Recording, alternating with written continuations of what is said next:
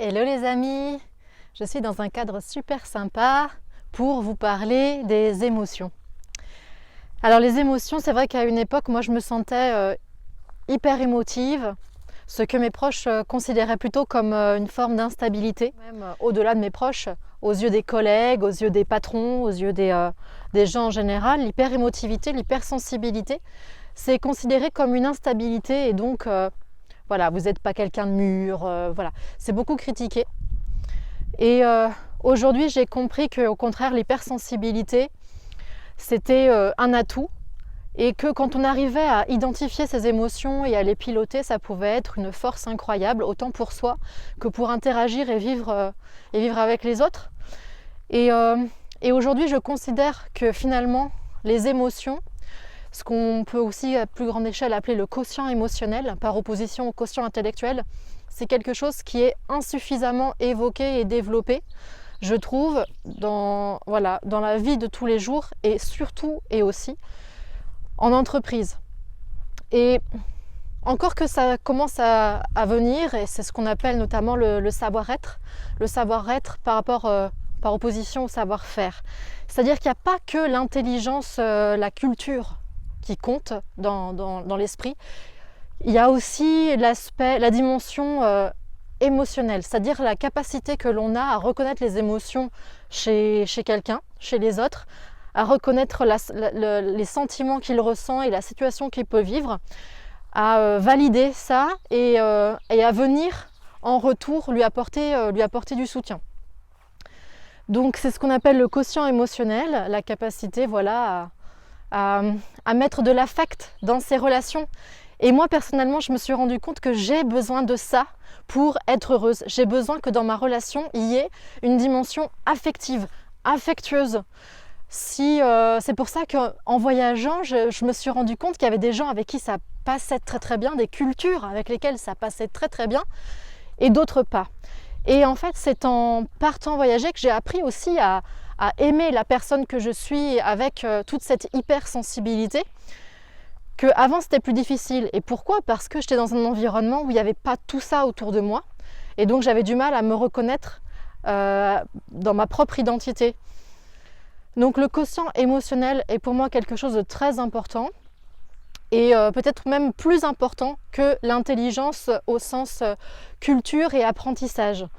Vous pouvez être le plus intelligent du monde si vous êtes incapable aussi d'être empathique vis-à-vis de quelqu'un, de l'entendre, de l'écouter de façon active, de le conseiller, de le soutenir, etc. etc. Finalement, vous n'êtes pas un humain avec un grand H, parce que on est là pour quoi sur cette terre, on est là pour créer du lien, etc. Alors attention avec ce discours, je ne suis pas en train de vouloir passer pour une sainte, parce qu'honnêtement c'est vrai qu'il y a des personnes avec qui le courant passe pas, le feeling passe pas, et dans ces cas-là je peux complètement m'éteindre, ne pas être forcément la meilleure version de moi-même avec une personne. Mais c'est en se rendant compte qu'on a des réactions qui changent, en bien comme en mal, qu'on peut aussi adapter les gens que l'on fréquente. Et c'est là où j'ai aussi compris que on peut sélectionner les gens qui nous entourent. Avant, c'était impensable pour moi, impensable vraiment, je ne savais même pas que c'était possible. Et pour moi, quand ça allait pas bien avec les gens de mon entourage, c'était ma faute, ça venait de moi. Mais en fait non, c'est tout simplement, il y a des gens avec qui ça va super bien passer, et beaucoup de gens comme ça, et puis d'autres pas du tout. Donc aujourd'hui, j'apprends aussi à accepter cela, et puis à aller dans l'environnement où je me sens le mieux, parce que c'est ça qui compte. Alors voilà, l'aspect émotionnel, pour moi c'est super important. L'affection, montrer des signes d'affection, des signes de gratitude, savoir exprimer, savoir dire des merci sincères, savoir dire je t'aime, savoir dire tu comptes pour moi, savoir exprimer là je vais pas bien, là je me sens pas bien, là je suis pas contente, là je suis en colère pour telle et telle raison, savoir le dire, savoir l'entendre aussi chez l'autre, et essayer d'élucider le pourquoi, parce qu'une émotion elle a un sens, donc c'est réussir aussi à la comprendre et et à venir la solutionner, bien évidemment, surtout quand l'émotion elle est un peu polluante, c'est pas une bonne émotion, c'est important de ne pas la laisser comme ça c'est sûr. Alors je vous parle d'émotions dans un cadre plutôt sympa, je ne sais pas si vous en êtes rendu compte. Voilà, on est à la campagne, donc c'est très calme, c'est très agréable.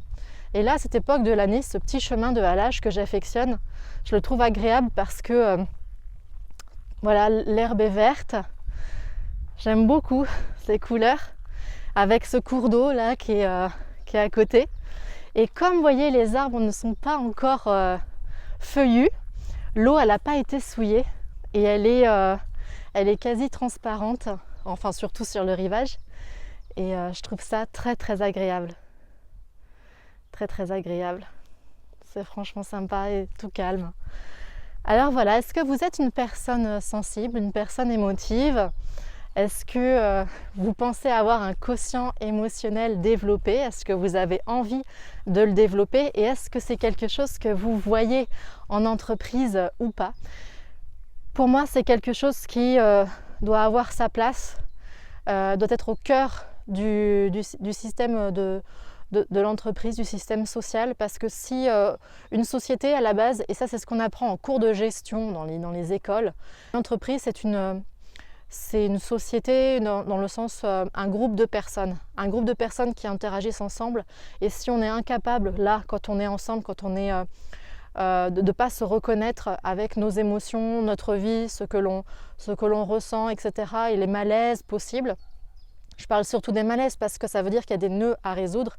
Quand ça va bien, après c'est relativement facile d'entretenir ça, mais le plus important c'est de savoir aussi mettre les gens ensemble, ceux qui s'entendent bien, pour les propulser aussi dans une énergie de création et non pas l'inverse, etc., etc.